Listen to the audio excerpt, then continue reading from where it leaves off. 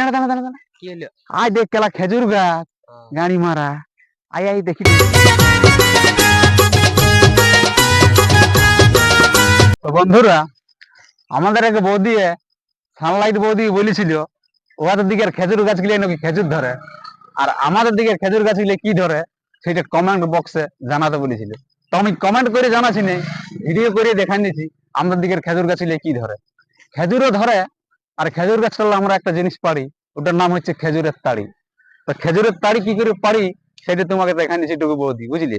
প্রথমে এদিন বৌদিকে করবো হাতাড়া হাতাড়ি, বৌদিকে নাই মানে খেজুর গাছটা করবো হাতাড়া হাতাড়ি, তারপরে বৌদির গায়ে চড়ি না, বৌদির নেই মানে খেজুর গাছের গায়ে চড়ি। হ্যাঁ, এরকম করে চড়ি।